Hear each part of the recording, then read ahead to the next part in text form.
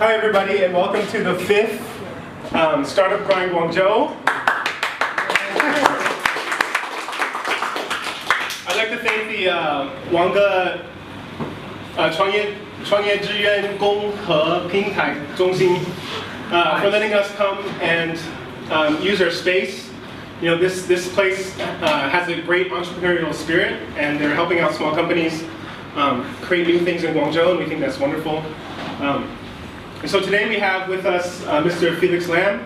He lives in Hong Kong, and he's an angel investor and has worked with several companies, both in Hong Kong, in Shenzhen, Dongguan, and in the US. And so what I'd like to do is everyone to just quickly stand up and give Felix a really, really great welcome. So let's all stand up and just say, let's go. Come on. Yeah.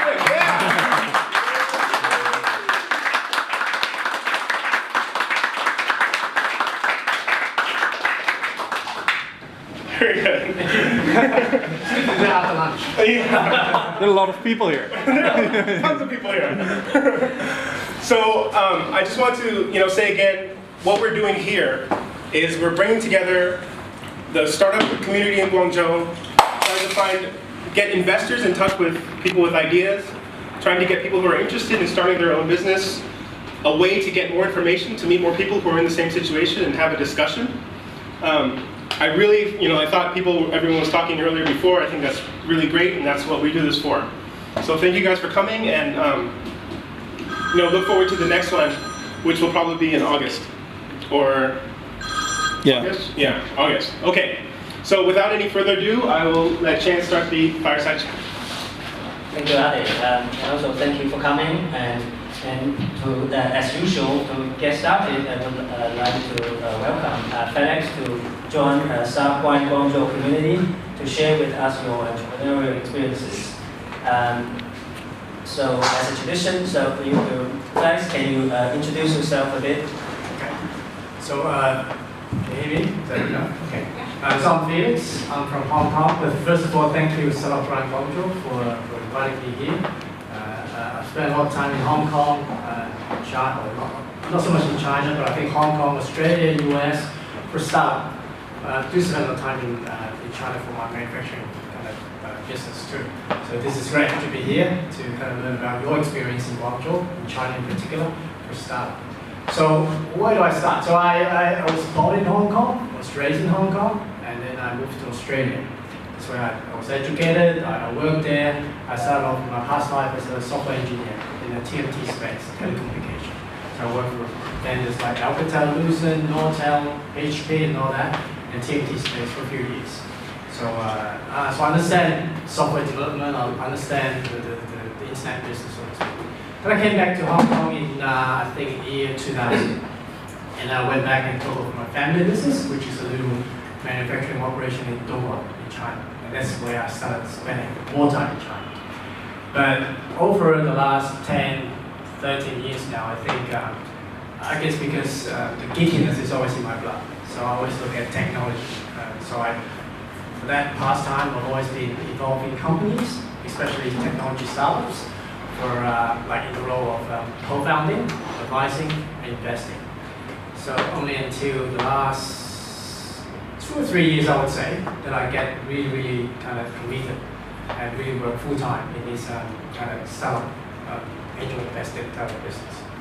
So because purely for the fact that I think the community has grown a lot, not only in Hong Kong, but also in, I guess, in China, Shenzhen, Shanghai, Guangzhou, Beijing, and also in Southeast Asia, Australia, and obviously US is always big in that. So that really got me fascinated. That I decided to spend more and more time and be with technology and learn about new ideas, new techniques from all you guys. Yeah, so I guess that's a very quick rundown on what I've been doing for the last, I don't want to remember how many years. Thank you, Felix. And I'm very curious about your focus on both software and hardware. You see, in Startup Grind, and you are probably the first entrepreneur who is doing both software and hardware. And and as you explained your self-introduction, and are there any personal reasons that you want your portfolio companies focus hardware related. So I guess before I jump into that question, I guess this is a relatively nice size of group that we can be more interactive. So I guess while between me and Chance are talking, it's going to get a bit boring. There's only two of us. So I think if it is okay, feel free to jump in with your comment or anything you want to talk about. I think that will make it a lot more fruitful. I get stimulated a lot when I get questions, comments from you guys. So that will make it a lot more fruitful. So feel free to jump in anytime. Okay, just going back to that question. I think it's a mix of it, a lot of things. Okay, but pretty much it's personal interest. I think it's in my blood that I like to always pursue different projects, new ideas. And I think being in the startup scene and also the angel investment space, that gives me a lot of opportunity to get access to new markets, which I would never be able to do just purely on my own because I don't have the time, resource, intelligence to all that. So I think over the time we realized how things have changed. So back in the day when I was in TMT space, we were all about data. So we're trying to build bigger pipes, more bandwidth. Okay. Now that we have all the data and all the bandwidth, the question that we had at the time was, what can we do with it? How do we get people to use that bandwidth? So we thought about content. We thought about what killer app. That's a big term that we used about 10 years ago. And then obviously we couldn't find it. Okay, it was always voice. So people still like to do just phone call for that time. So how that changed? So that changed at a time, I think, when a product called iPhone came out, right? So a nice little product that really integrates service by doing software and hardware all together in a nice way. So I think for me, that really triggered a point, triggered a question is, software is always around, hardware is always around, there's always some sort of integration, but we haven't really looked at how we integrate the whole thing as a holistic experience. So I think for us, especially being in Hong Kong, being in China, being in Asia, I think doing a mix of software and hardware by integrating all of them together is a big edge. It's a big competitive edge for us in Hong Kong. So, like I said, I'm not sure if you all agree here, but I'm happy to take any comments. We'll probably look into it further. So I've got a little bit back there. Okay. So what kind of hardware now you are working on? So one of my portfolio companies is 3D printing, so I understand it's a 3D printing company here as well. So basically, I had a 3D printer at my operation before. It was expensive, it was big, it was huge, it was beautiful, so very hard to use. So no one can basically operate it. So until 2 years ago, when I saw this open source project on the internet called RipRap, where they have this open source 3D printing technology. I said, great, that was awesome. So at the same time, I met one of the co-founders for the company now in Hong Kong, John Buford. So he was looking into something like that. So we all together, we kind of put together something, and then we started doing a little compact version of desktop 3D printer machine. So and then we've been working on that for 2 years. So we've got over, I can't remember now, but a significant number of orders, pre-orders globally. And then we're going to be getting to a stage where we're starting to ship in July. So that's an amazing experience because we've got featured on Bloomberg, CNN, a lot of different media. For the fact that we were the very first affordable desktop compact 3D printing in the world. So I think, and for me, that's a big thing because 3D printing is always in this space, high-end space, for corporations, big companies, very hard to operate. But now, you and I can probably one day sit down, plug in that printer, and start printing your objects, things that you like. So I think that, to me, is fascinating. It's basically, the way I look at it is democratizing people's creativity and giving that power to the hands of people to start to create and make things again.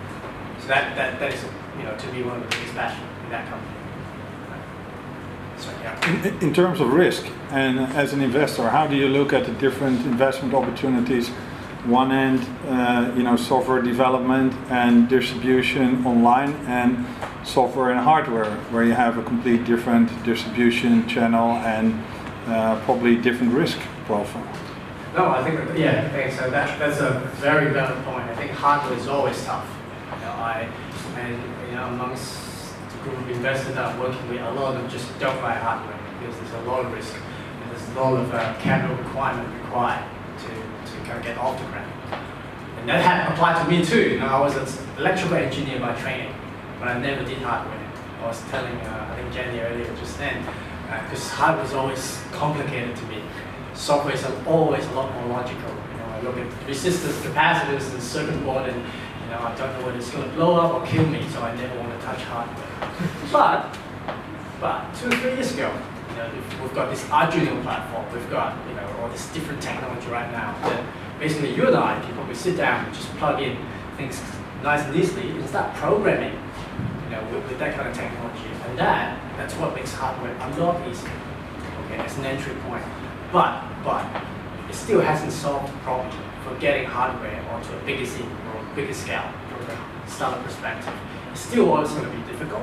It's going to be easier to get into that space. And then I think that's why, again, being in Asia or China is a big advantage. We've got all these manufacturers, we've got loads of people like you guys are talented. We know about hardware, we know about manufacturing them, not only just designing them, the manufacturing comes. So I think that's something that, from what I can see, is a big edge. I've traveled to the States, I've traveled to Australia, we're looking at a lot of hardware startups. It's booming, a lot of people doing that. But when it comes to actually manufacturing it, when it comes to large scale production, I think we still have the edge. Thanks. Yeah, coming back to the question of building hardware. So, are there any advantages or disadvantages of locating a hardware company in Hong Kong versus locating them in Shenzhen or Dongguan? Okay.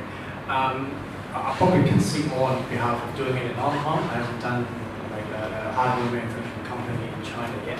But I guess we'll just share that bit of that. I'll be keen to listen to some of your feedbacks, for example, for doing a hardware company in China as well. So in Hong Kong, I think the advantage is that we're close to China. We all know about it. So it's close to getting a facility. It's close to getting the people to understand about manufacturing of hardware in China. And we can also enjoy the other side of the world where we've got a relatively free market in Hong Kong. The business setup and everything is relatively simple. And obviously, like I said before, there's a lot of ideas flowing around in Hong Kong. So you always get to meet new people from all around the world about business opportunities, hardware, software, business ideas. So I think that's an advantage, being in Hong Kong as well. And also the cost of running that kind of business in Hong Kong is actually getting lower. So back in our previous generation, so we started a lot of manufacturing operation in China because it's cheap, there's a lot of labor, people work hard. And then 20 years later, things change because China is taking off, right? So there's a lot of people coming back to China, set up factories and all that. That works pretty well. And I'm starting to see that cycle reverse, okay, because of a lot of reasons. The inflation in China, the RMB is going up, the RMB is going up. There's a lot of competition, and resources are getting more expensive in China as well. So people are actually starting to move back to Hong Kong to start doing some manufacturing in different areas. The people in social enterprise space start doing that kind of stuff. There are also people kind of doing niche manufacturing in Hong Kong. Okay, as well. So I think, to me, all in all, I think it's a good complement that we'll be able to do manufacturing in Hong Kong / China altogether to kind of fill up a wider range of requirement for consumer products globally. Yeah, I think hardware is in recent years become really hot area for investment. So from a venture VC's point of view, right. What strategies that or what are the thinking that that are so different from traditional pure software investment? And can you share a little bit more on this as a VC for on the hardware products? Okay, so obviously for me, just speaking on my own, to mitigate that risk of running a pure software or hardware company, I always look at what comes behind that software or hardware platform. So I think I just illustrated the fact that for me, so iPhone is a very good example of how people go into a new era of internet or application or content use. based on the new product. So hardware is always a very good entry point for anything interesting, so because you can always feel it, it's tangible, you can touch it. So I think, but then what happens is always the hardware, the software, the service that goes behind it, the platform that comes behind it. So for me, I always look at companies where, okay, hardware is a good starting point, especially in China, but then what's behind it? What's beyond it? What can we do with that hardware? What kind of data we can collect from it? So for example, I've recently invested in a company, basically, which does a mobile app. Okay, it allows you to create and design a T-shirt in 30 seconds. So we went to the States, the South by Southwest, a big conference in America. People love it. Everyone who saw that app, they said, "Can I have? Can we use it now? Can we order a T-shirt?" There are a lot of companies who want like white label that solution, for that now. And for us, I think the two side of things. First of all, it's a community.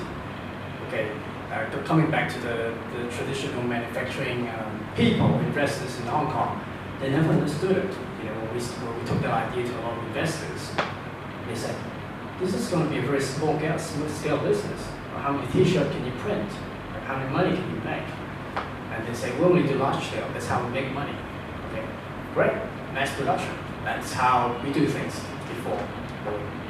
But now, from a manufacturing business perspective, I'm seeing a big change in that space. Consumers these days are more and more demanding. Okay, they're not happy with just going out to Target or whatever just to take the product out of the shelf. They want customized, unique product that cater to their taste. And how do you customize production? Hard. It's awfully hard. Okay, because you can only make money out of mass production by churning out tens of thousands of the same unit and sell it at a thin margin.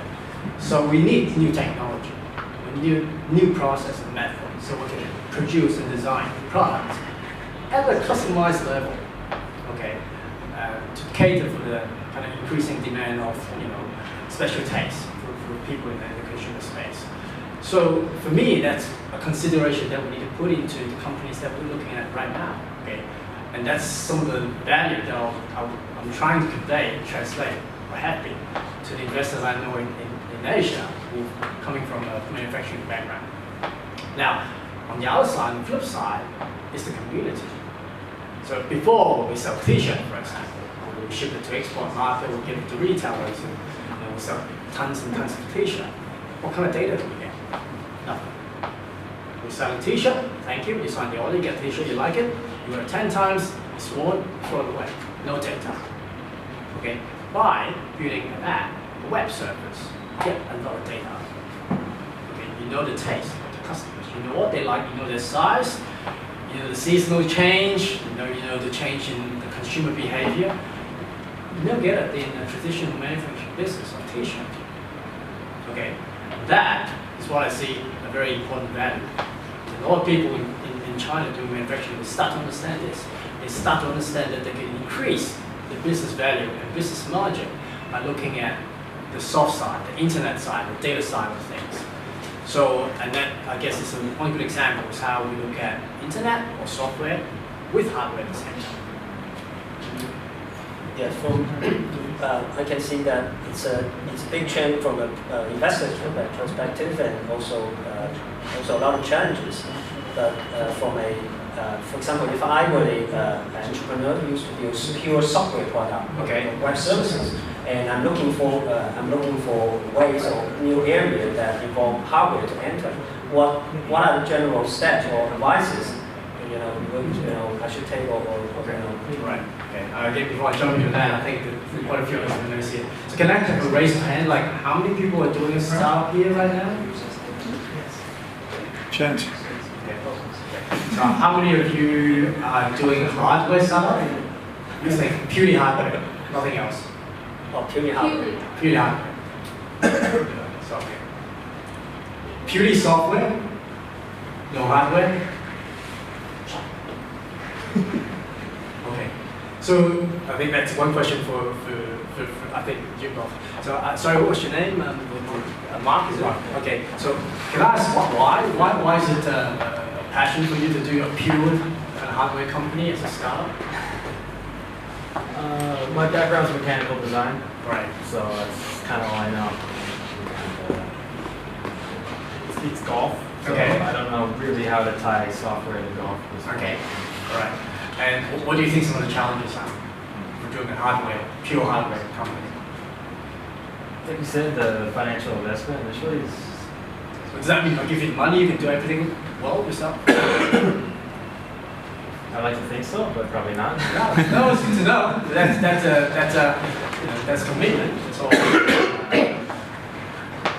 Okay. Okay, cool.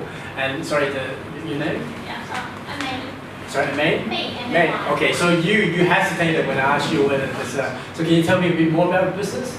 I'm starting a new team with my partner on providing engineering and supply service for new to the world gadgets. New to the world gadget. Yeah. Ah, okay. So if I'm a Kickstarter campaign owner, I raise some money on that, and I don't know how to make it. I come to you. Is that right? Yeah. Okay, good. Cool idea. Right. So how's that going? What are the challenges? Currently, I think it's more on the customer side, finding the right customer because it's how to reach the new to the world concept owner, and then that is the most critical part, and then all the results are easier to manage. I'm sorry. I'm just checking. Sorry. Keep going. I'm listening. And I think now there's also a trend that I'm just getting in contact with some people that's willing to combine hardware and software. So when you say pure hardware, then I was a little bit hesitating. No, thanks for correcting me. I deliberately asked that question because I don't think there's a pure kind of hardware software company these days. But obviously, for example, given Mark's background, I totally understand why he wants to do that. But having said that, I think there's a because I briefly talked to you earlier, and I think there's also a strong data play, software play behind your hardware. So maybe we'll chat about that later on. Definitely. So I agree totally. So with the software and hardware play. Sorry, going back to your question. Can you repeat that question? I'm just trying to correlate it as well. Yeah, and my question is like, if I'm a pure software product maker, how, what advices will you give me to get into this area? Right. Okay. So, take an example. So recently, there's I think we also had a conversation just earlier with Jenny here. So right now, there's a lot of what do you call it, home smart solution play or provider in the space. Now, I've been approached by a lot of new startups in that space.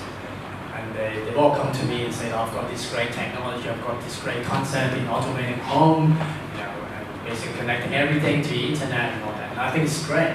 This is a big space. This is a huge space. Then, I guess the question is always, where is your positioning? So, and I think that's the biggest question because it's such a big space, it's such a big wide spectrum. And we can talk about device level, where recently we have a very good campaign in the state, a company called Nest Ideas, which they do a light bulb solution with an iPhone app, done by Apple, iOS, iPod design guy. And obviously it was a big success. So at device level, yes, a lot of things. And then at software level, yes, there's a lot of software that's trying to connect different devices to make it operable. But until we can spell out that niche, until you can spell out your role and your core competence in association with your market positioning, it's really hard to say where you play. And I think that's the biggest thing in a software and hardware place, find out where you role. Not only if you want to edge, but also where you fit in that ecosystem. I'm happy to take comments if there are any people here who kind of face the same dilemma. I'm happy to kind of talk about it right now as an example so we can put more thoughts into it.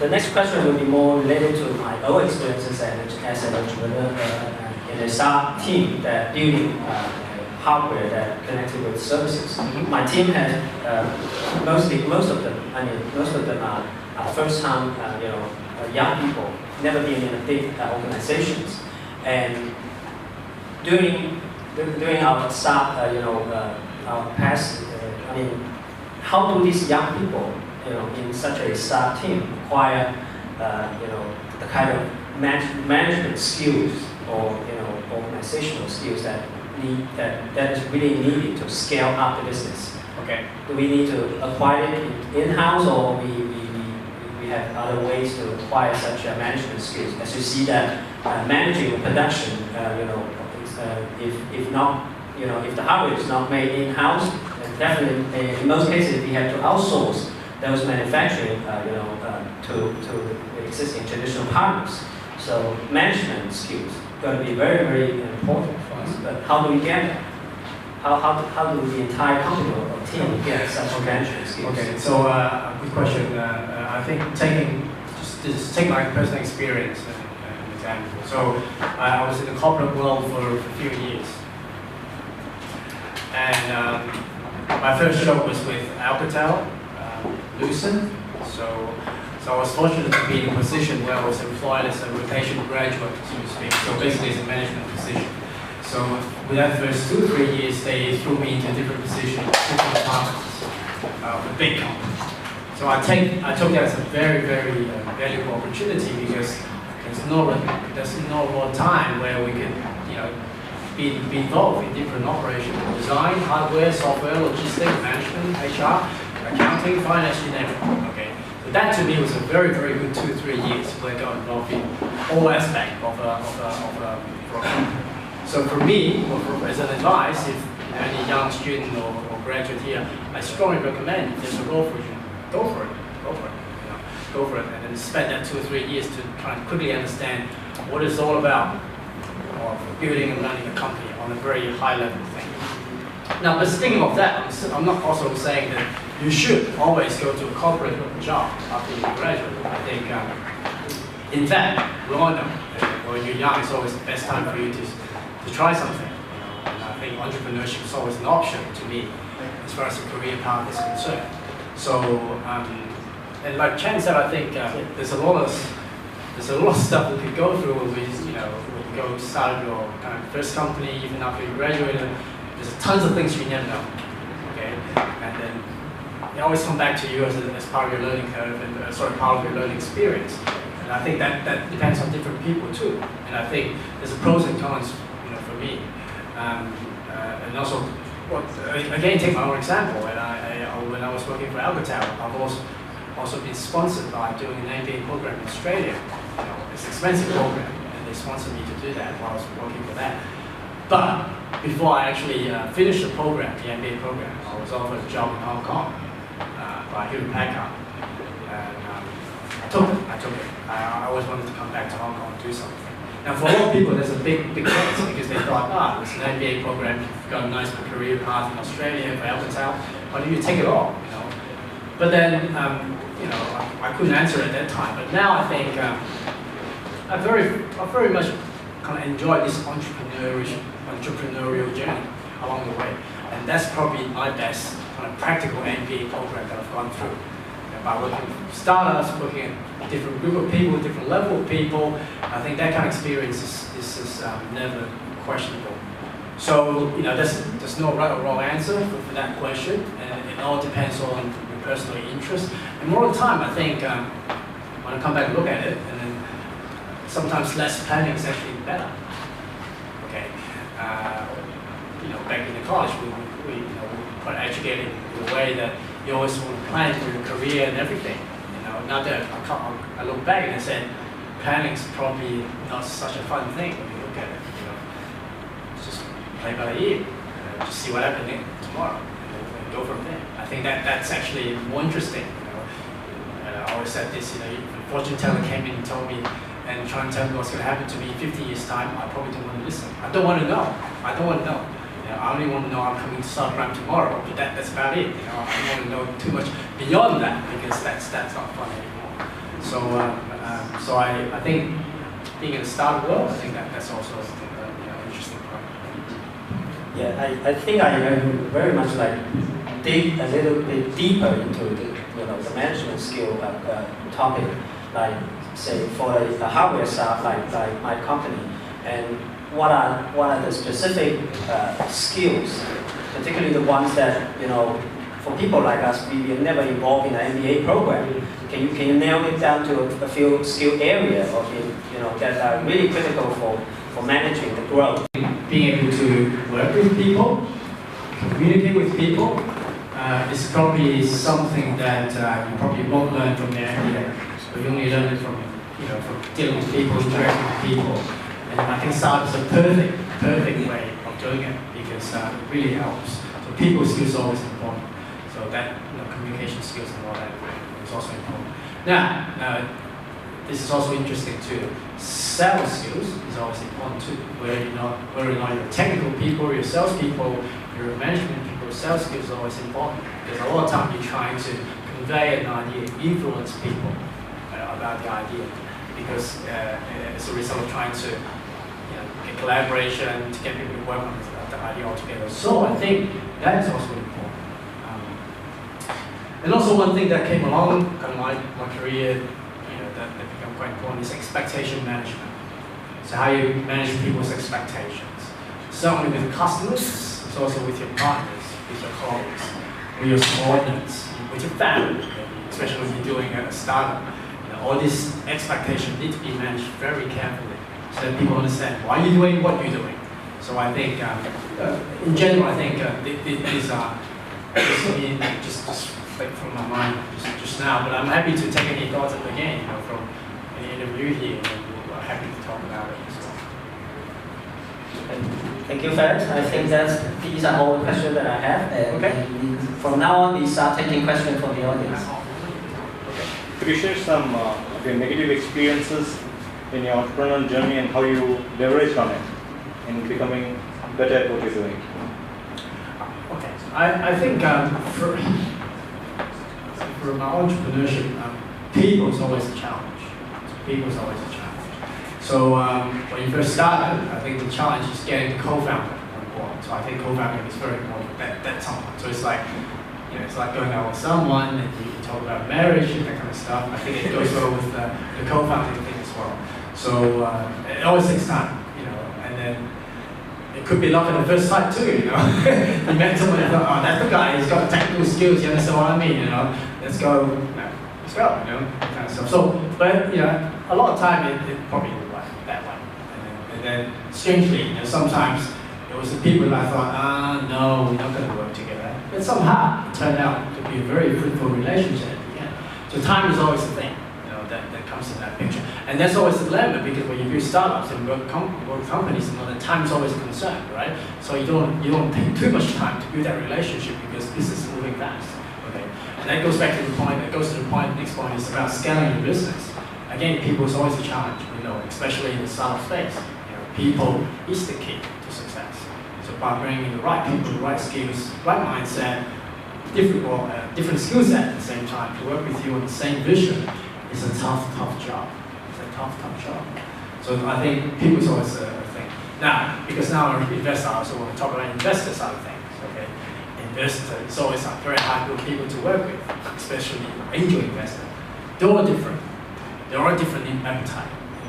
If you think I've got a perfect idea, I sell it to ABC people.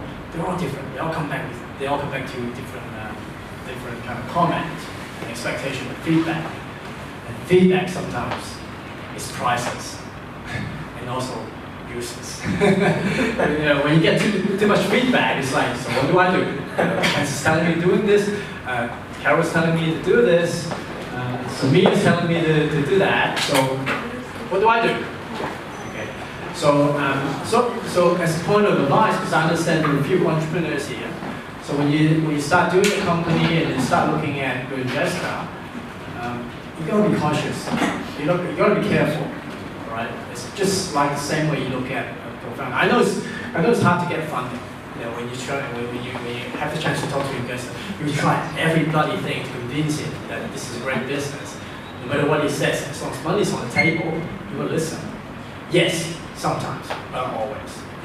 So for me, I do a lot of work with entrepreneurs and try and explain some of the process we go through as far. Sorry, I'm drifting away, but hopefully, try and take. I was just asking for one bad experience that you've had. Okay. So one bad experience that I had really is to do with an exit of a company. So exit of a company. So it's more. So it's an entrepreneur that I'm working with for a while. So I was an early stage investor into the company. It went really well for the first 6 months. And then a big family office came in. Okay, they wanted to invest into that company. And obviously, from my perspective, it's not only me, but with a couple other investors, we see that as a very, very poor fit. Apart from the fact that they've got lots of money on the table. Okay, so our relationship with the entrepreneur, with the teams, deteriorated a lot upon that conversation. Okay, at the end of the day, we chose to exit that. So financial-wise, it's okay. You know, we were going to exit, but it was a painful experience for me. Why? Because I always treasure the relationship working with the entrepreneur or founders team. You know? It was probably my biggest effort when it comes to angel investing. You know, writing that check is never going to be too difficult once you build up the trust and working model with the founders. So that got me rethink over the way I do this again next time. You know, I got a mini bag. You know, that's nothing wrong with it, but emotionally and sentimentally, it was a big damage. You know, so that to me was a very bad experience. But it's unavoidable, right? Like a bigger buyer coming into the picture and placing more money and making you exit or something. True. Especially with the offers on the table, it's big enough that that you can't avoid. But then building a company is more than just looking at monetary value, right? You're looking at business value as well. So now, the end of that story, so we walked out, and then I think 12 months later, the company collapsed. The whole thing broke down. I'm not trying to say that I was right, but I was actually even more sad when I heard about it. It happened as we expected, because we knew that was the kind of roadmap that's going to happen with that particular family office walking into that space. So that's unavoidable. But by building a relationship with the founders, I think we were hoping that we can bring in the core business values into the company, building our culture that we understand why we're building that company. That obviously didn't work well at that point, and then fell at the end. So to me, it was a bad experience. So, the other way around, it's often like, the entrepreneur is pitching towards the investor, but what can the entrepreneur expect from you when you get into the company? Okay, that's a good question. So,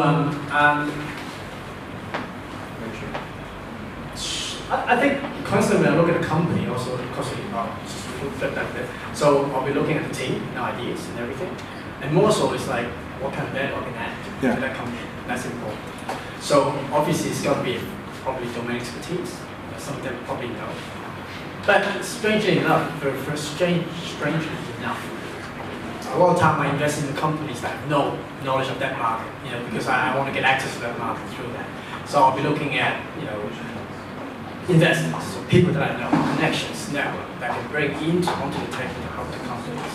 And also, that's also a very good way for me to, we call it due diligence, but obviously it's more like helping manage that company in a way. So I'm never a hand-holding investor, but nor am I a silent investor. So I like to see myself being around always. Okay, I'm not going to call up and say how's your sale doing every day and all that, but I know if I'm needed, if they need help, I'm always around. So I think that's how I look at it as from an angel investor perspective. But I mean, like, do you spend a lot of time with the team strategizing, or what is this? Where does your advice come in? Okay. Mainly, where's your expertise when you try to, help them to get to the next level? Okay, so specifically, I think for me, I've looked at like 1 and 2 different business startups altogether for the last 10 years. Sorry, how many? 200 to 300 business startups, companies, technology-wise. So, I'm not an expert. I'm not saying I'm an expert, but I've seen enough that I know sometimes there are a couple of different ways of doing different things. So, it's always the founder's company. So I'm always there to give them advice and feedback, but it's not always my decision on how we should do something. So, and I think for me, I've always been working with early stage companies, so I'm always trying to help them to a certain point where I would say, I'm sorry, Carol, at the end of it, for me, I think I'm always around, but I think I will need someone else to help you to grow that company beyond that phase. So yeah, so typically that's some of the thing that. But I do different things. So sometimes I'm more involved. It also depends on the stage of the company. The company is at a certain stage where I really need to be kind of more involved to help them get off the ground. But then there are companies like, great, they're good, and I'm happy because I don't want to be involved with them anymore. They've been making money for me, and great. That's why that's what I really want. But you know, having said that, I enjoy my time working with the companies to kind of get them off the ground and get them to a certain milestone. So I think one thing that we would like to know is, you know, it sounds like you have a lot of experience talking with small companies and dealing with founders and talking to founders and building relationships with founders. But what if we go one step back? Like, how does that even get started? How do you find these founders, or how do founders find you? So 10 years ago when we first started, it was very difficult. It was very difficult. I don't even know what I want to, how I want to do that. I just always want to be involved with startup and new companies. So I went to different events and all that, and the community wasn't there, and it was tough. It was very tough. But now it's great. There are always communities like that. They're coming to an event like this. I can meet a lot of great people and new ideas, and that's how things take off. And also, I spend a good chunk of my time doing a lot of mentoring, advisory work. So it's just an example. So I'm on the executive board of a committee for a local chapter in Hong Kong called TIE. So TIE stands for the Indus Entrepreneurs, founded by a group of successful Indian entrepreneurs in the Valley. They've opened up like 60 chapters all around the world. So I'll be invited by the president in Hong Kong to join the executive board and be a charter member. So that's how we promote entrepreneurship, but kind of offering a lot of mentoring to our members. So that's, I like it, you know, we don't get paid or anything. In fact, I kind of put in a lot of money to set that up and to promote that. But it's good to get, you know, access to different kind of members and also great people, great teams, great ideas, great businesses. So that's one thing. I'm also involved with a co-working space in Hong Kong called Cocoon. So I'm an EIR there, entrepreneur in residence. So there, again, I provide advisory and mentoring for young entrepreneurs and teams. So typically, that's how we started building that relationship. Obviously, there are a lot of teams that I can't cater for all of them, but if we see a good fit, a good working model, that's how we take off, and then that's how we turn kind of into probably like a working relationship, or even an investor-investee kind of relationship too. But we never know. It's always up in the air, but then it's always a good starting point too. So so for me, I do a lot of work like this. I call it a give and take approach, but more on the giving side, so that we contribute to the ecosystem, we build the ecosystem, and then so let's work on that. Yes. For a VC role, now you're sort of on the inside looking out. Could you give us a very quick do's and don'ts for proposals for VCs, business plan proposals? Like, what do you think are you're saying do's and don'ts for kind of presenting to VC? Yeah, if you're presenting to a VC, what are the best do's and don'ts? What are the things that are going to stick out? Okay, I've actually got a deck on that, and so I can point you to that and have you take a look at that. Now, we'll quickly speak on the kind of angel fundraising side of things. So you're an entrepreneur, you're trying to pitch your angels. For me, there's some do's and don'ts. First of all, never, for me, carry a bag of tricks. So I've seen people come to me and say, I've got this business idea A, and then they start pitching. And as soon as they see I lose interest, oh, by the way, I've got B. So they go on B, and then, oh, by the way, they see, bring up interest again, they go to C. So for that, I'll immediately lose interest no matter what the idea is, because I don't see a dedication and passion for you in a particular area. And that's very important from an angel investor perspective, because we're investing in the team and people. Idea is always sexy, but then it's the team that matters. So I need to see dedication, passion, commitment to that. So never carry a bag of tricks, okay, for that. And also when you pitch an angel, obviously you want to do something simple. So make it very, very simple. Point form, spell out your value proposition very easily. So I think Dave McClure from Father Startup did a very good pitch on that. So problem statement, your customers, do your hypothesis and all that. And I think that's simple enough to get your attention. And for me, it's also always a good exercise, not just trying to pitch to investors. Just talk to everyone that you know about your idea. You never know what's going to happen. They may turn out to be your customers, your employees, your partners, your investors, your whatever. but there's always something interesting happening. So try and take it away from an investor kind of perspective and just share your ideas is actually a very good exercise, a good way for you to get acquainted and also get good on doing that kind of pitch. So and also one final point I want to make is the power of pull. So I read that from a good seminar with the head of Media Lab in MIT Media Lab. So now the internet's everywhere, information is everywhere. Okay, there's no point for you to push information to people now. You know, we're overloaded with information. So, but I think the power of pull is great. It's great. So what you do is trying to trigger that interest. Okay, by building quality, building values within yourself or your startup, and then people will be interested. They'll be coming back to you. They'll be looking through internet. For all this information, one point they'll come to you and talk to you about your idea. And that's why I think it's very powerful these days. And I strongly recommend startups do the same thing. They're powerful. So I think if you look on MIT Media Lab and all that, there's sort of some article on that. I strongly recommend people look at it. So I think, obviously, we'll go into more details with angel fundraising, but I can probably take it offline and do that.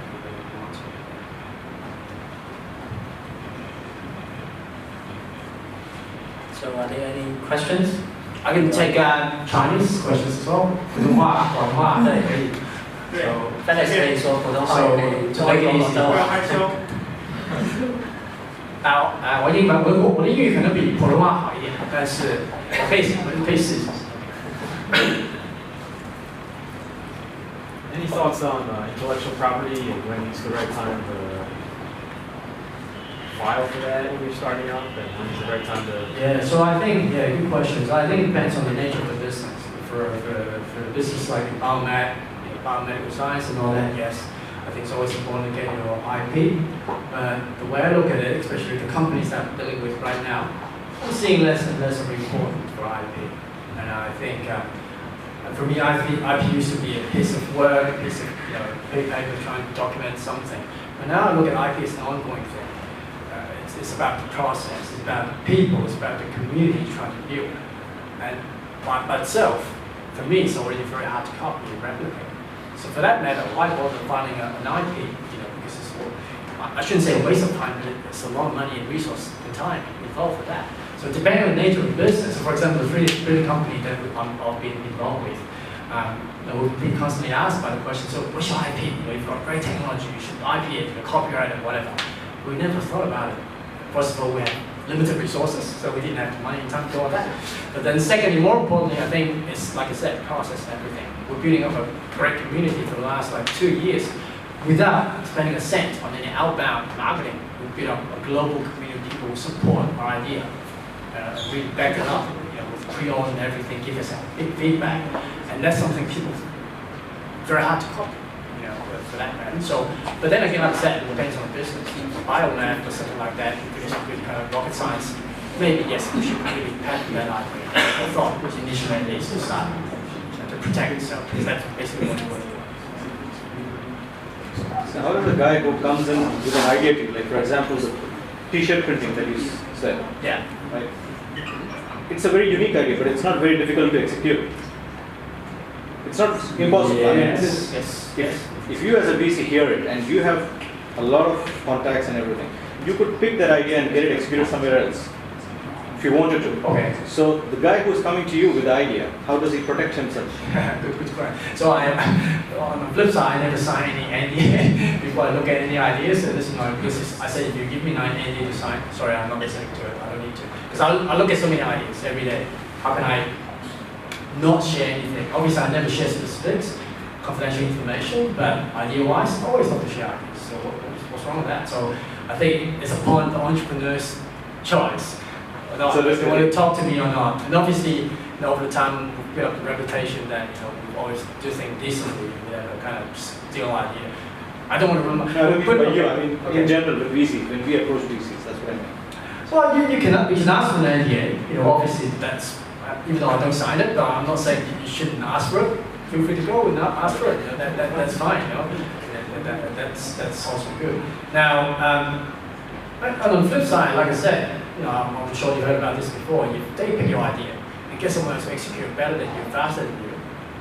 Perhaps that's a good point. It's time for you to kind of go and think of something else to do, because that's probably not your best execution or your best baby, so to speak. So on the flip side, I see that. So actually, that's why I encourage people sharing ideas. If people start taking off and doing your other stuff quickly than you do, either you collaborate or you walk away and do something else. You know, there's no limitation for you that you have to do something.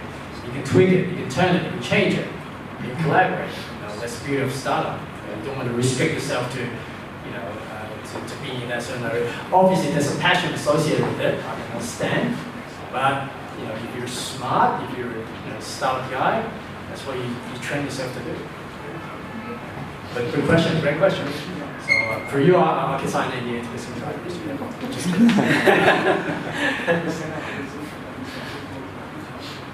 Maybe one more question. You know, was obviously the question. One question was, you know, what was very hard for you to deal with, but in your recent history as an investor, what has been the big success for you so far, and what made it turn out to be that big success?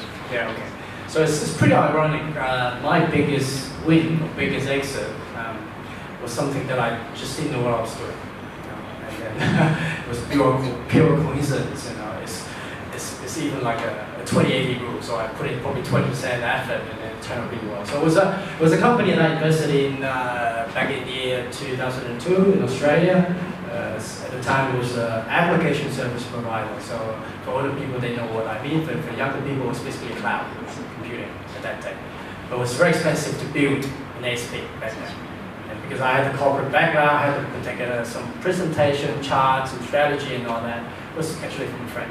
So, and then I was about to close my bank account in Australia to move back to Hong Kong and said, okay, I've got 10K, take it please. And then they said, oh great, thank you. And they took off. And I was back in Hong Kong, and then they were doing okay, and I gave them good advice on and off. In year 2000, I got an email from a friend. We're being acquired. Okay, so here's your check. Big exit in terms of multiples, small exit in terms of monetary value. But that got me thinking. That really got me thinking. You know, I was saying, oh, I was really lucky. I kind of won my lottery. But also, it's like, so what can I do more to kind of increase the chance of success? You know, for the fact that I was so lucky at that time, kind of first experience, and without doing much, I kind of got there. Was there anything else that I could do more for me to get to build better companies and help more people? So that really motivated me. And I can tell you, entrepreneurship and angel investing is very similar in a way. It's an addiction. It's pure addiction. You can never stop.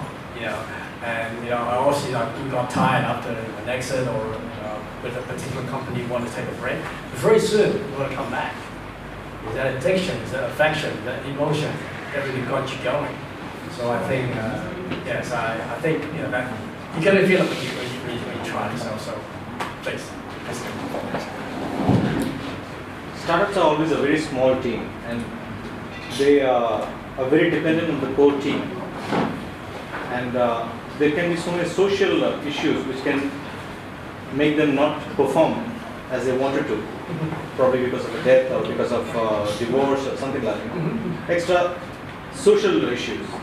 Have you faced any such things where you invested into a company, into people, and then it just went away, or you had to re-strategize the whole thing? So when you say social, is that people's issue, or not people within the company itself, because they are probably brilliant people, okay, because you have seen them, but there are side issues which you will not be exposed to. Such as, is that issue like conflict between employees? Is that what you mean, or? No, I mean like the co-founder, he goes through a divorce, or he has a very nervous breakup. Okay, so it's personal personal, but it's not related to the business. Okay. How do you deal with that kind of situations? I mean, because it's a small team, there's not too many people to depend on that company. Yeah, this is always tough. And that's why I think a lot of people advocated the fact that they never invested into a single founder company, which I agree, purely because of that matter. Because it's so hard, to kind of find that someone else to go back into the team and help building. But having said that, it's not undoable. I've seen cases where we lost a key member for whatever reason. So we just need to redistribute the work and try and rebuild that team again. It's going to take a bit more time, but I'm not saying it cannot happen. But I think what's important then is how to minimize that risk and prevent that happening. So again, not going into a single founder team, always trying to help them build around a group of people that can help. So the advisor role, very important, I think, for young startups. Advisors, mentors, basically, because for founders, most of the time, excuse me for this word, they're always stubborn, right? They're very firm and strong in their values and ideas. If they can find that someone, that mentor, that can really trust and talk to, and give them a different angle and perspective on many different issues, it's a big help. It's a big help. So I think I always recommend teams to get mentors, advisors. So investors always play a good role in that as well, sometimes. So I think that's why I said earlier on, it's very important to choose the right set of investors, advisors for you to work with for a startup, because it, to me, is one of the critical factors.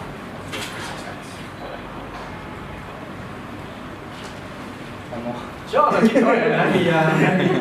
I'm going to raise a question, so after you. Yeah, any investment which was... Okay. Okay. No, you first. Any investment which was really bad and it didn't perform, you decided to exit because of non-performance, you can share with us. And that happens very often. Very often. Yeah. Okay, for the factors you mentioned, so there could be social issue, there could be business issues, there could be market issues, where the market changes. No, I mean, specific, you could give us an example? So that example that I had earlier to me was a failure. Okay. In terms of investment experience. So I got the money back, but it was a poor experience. I actually, I found it a lot more devastating compared to knowing a company kind of just go away after a certain time. Sort of startups and services. I think, I'm not saying it's a formality, but it always happens. So as long as we understand the grounds and why it happened, and how we do it better next time around. And a lot of time, if they fail once, and then if they come back with another idea and then pivot and all that, we always kind of back them up again. So not always, but sometimes, depending on, so you always find something out of that previous experience. So I think it's important we learn from it. And that's why it's important for us to invest in people, because by investing in people, we're investing in knowledge, and a lot of other things, in addition to just an idea. So I think that's how kind of keep things rolling. It should be fun. But, yeah. I can tell you a lot more offline. Bad experience. Sorry. 那我用中文问一下。可以。刚都在聊创业的问题。那我想了解的就是关于一些，现在中国有很多创业公司在做很多产品，对吧？那如果说我们中国的公司的产品想往国外走的话，你觉得在文化上，或者说是在这个产品的一些这个氛围上面，要往国外走的话，要有什么样的改变，或者说一些调整，会更适合向国外走？这是一个很好的问题。我在国内看的项目不太多，而且在国内我还没投过任何的项目。OK，就因为我觉得比较难去了解，而且很多国内的项目跟公司都很专注在国内这一块市场。这是对的，因为国内的市场很大，这我同意啊。所以你刚才说的是，我很有兴趣了解多一点，因为像你这样希望把这些产品拿到国外去的，我觉得是我接触的比较少数，我想跟你了解多一点，因为我觉得现在国内，比如说现在这样的一些团体啊，都越来越多，他们接触国外的一些做 startup 的一个想法也都很先进，所以我觉得我们绝对是有这个能力去把这个产品带到国外去。当然，我们可能需要一些外面的一些帮助。外面一些合作去把这个东西做，比如说，现在是一个叶美图，这个是一个很好的，我觉得是一个，他就是叶美图的老板。OK，good example，good example。这个我觉得是一个很好的体验，我觉得这个体验也可以拿到国外去，绝对没问题。当然可能不一定是做微笑啊，不好意思啊，这里也是做其他一些，我觉得大家就了解这个生态是很重要，对吧？所以对这个我觉得从国内。作为一个创业公司，绝对有这个能力好去做建设，但可能要看你的那个实践性，就是说，先专注哪一块，一步一步做，你很难就说同时间都做不同的市场嘛，因为每个市场不一样，对吧 Are there any questions from the audience? Is there an Asian version of Dragon's Den? Sorry? Is there an Asian version of Dragon's Den? Dragons. I guess in Hong Kong, when we speak of Hong Kong, there's a lot of incubator, pitch day, demo day, and all that, so it's all available. But it's a TV show. It's a very famous TV show in the UK, yeah. Okay, sorry, I'm a bit outdated on that. Well, not that I know in Hong Kong. Okay, but I think it's a good practice for people in Hong Kong, especially I think for people in Hong Kong, especially locals. Like myself, we're kind of conservative, we're a bit shy, so it's definitely a good practice and also a good experience to kind of be able to learn and go up there to the stage and pitch confidently in 30 seconds. So I'd love to get involved in some of that. Okay. Are there any questions from the audience? Can I ask questions? Yeah, you can ask questions. No, I think, so I guess, like I said earlier, it was my first experience in Guangzhou startup. So I'm really happy to kind of listen if there are in general, any challenges you see as far as doing a startup is concerned in Guangzhou in China, then I'll be very interested to know. So if do it here or do it offline, it doesn't matter, but I thought I'll just raise it here so I can get as much out of this as possible. What do you mean by challenges in particular? Anything. I'm just trying to see that obviously there's a lot of challenge. There's always challenge doing business anywhere. I mean, I'm just looking at the fact that is there anything specific that they find as a big challenge in China doing something? It's understanding the laws and it's understanding like the scope of your business. That are you committed to do something in China?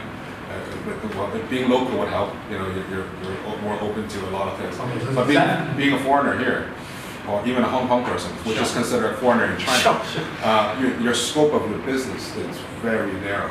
You're only allowed to do very limited things. Is it a legal thing? Is it a policy thing? It's a legal thing. Okay, it's a legal thing. So they try to protect the markets, and they, like I'm going through the process now, and a lot of VCs, the established VC would tell me, oh, you got to do a variable interest entity. Well, what the heck is that? Yeah. Right? But so actually trying to do that, wow, the money that required to do all that, I could run my startup with it. Right? So it's a very expensive process, and it's not necessary on certain things. But dealing with things like that, that's a lot of trouble. Right. I mean, finding good local co-founders, that's a lot of work. Oh, thanks for sharing. I don't have an answer for that. I totally agree with you. So I think that there's also an opportunity to us. So I guess if you're trying to set up a startup in China, obviously there's something in China that you see may well be the market, I think. Well, think about it. I thought about doing it in Hong Kong, which would totally work what I'm doing right now. But I figured if I get the business model right, I got 7 million people. So, and it's easy to open in Hong Kong and all that stuff, but other things are expensive. But in China, if I get it right once, that's 1.4 million people. That's just too tempting. Right. So that's the opportunity I'm talking about. So if you see the opportunity, obviously there's a cost associated with it in terms of setting up business in China. It's always more time-consuming, resource-consuming. But that's also an advantage because it's so hard to do it. And once you get it done, no one else is going to come in and follow you. So. You're totally right. So that's always hard work to start with. If you get through that barrier of entry, you've got it. It's your baby. So I think that's also a pro and a con in Hong Kong, so to speak. So it's easy to sell something. Okay, but it's too easy that you get a lot of competition at the same time.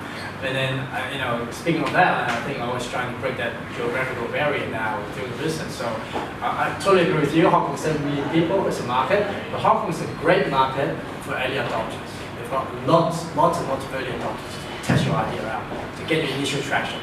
And then after that, go away. I say I always push myself out. Go to State in China, go to wherever, find your market. Is expanded there. I think that's the way to do it. And I think the same will apply in China too. China is big enough, right, for like 1.4 billion people. But at some point, I think it'd be interesting to you to look at the other 3 or 4 billion people out there as well. If you can capture that market, that'd be interesting too. So I know it's tough, I know it's big. I always talk about focus, but I wouldn't stop people from thinking that would be a great point. Thank you. So, are there any other questions?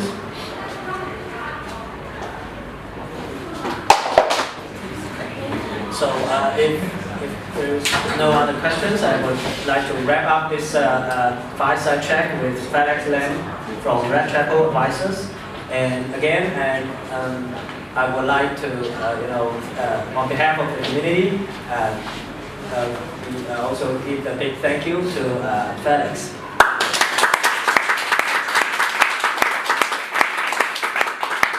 And also thank you for having me. Thank you for putting up the time to listen to me. Thank you for coming. Yeah, thank you for coming.